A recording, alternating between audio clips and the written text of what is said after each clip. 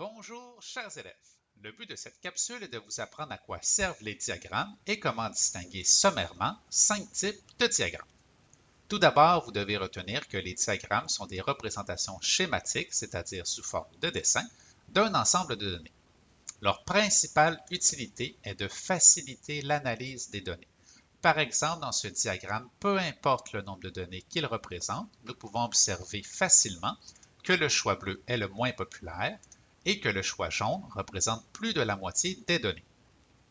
Voyons dès maintenant un premier type de diagramme, qui est le diagramme à pictogramme, qui représente facilement des données classées par catégorie. Pratiquons dès maintenant une analyse rapide de ce type de diagramme.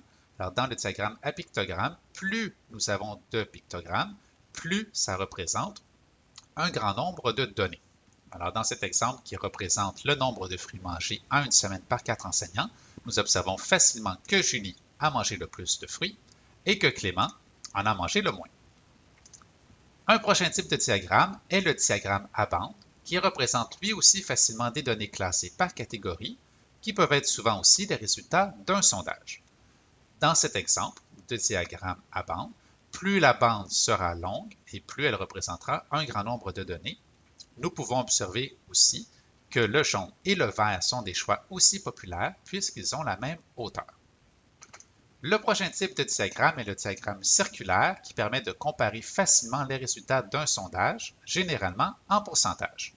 Une observation que nous pouvons faire est que le choix bleu, le hockey, est le deuxième choix le plus populaire. Poursuivons avec le diagramme à ligne brisée qui représente l'évolution de données sur une période continue de temps. Il est souvent utilisé pour représenter des données liées à la météo. Alors, dans cet exemple, nous observons facilement que la température a augmenté pendant la matinée. Et finalement, observons le diagramme en arbre qui représente tous les résultats possibles d'une expérience aléatoire ou d'un dénombrement d'éléments. Dans cet exemple, nous avons un dénombrement d'éléments qui représente les types d'habillement possibles et notre observation est de voir qu'il y a 6 possibilités différentes d'habillement dans cette situation.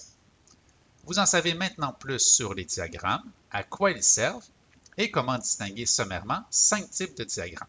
Je vous invite à aller visionner mes autres capsules qui décrivent plus précisément chacun de ces types de diagrammes.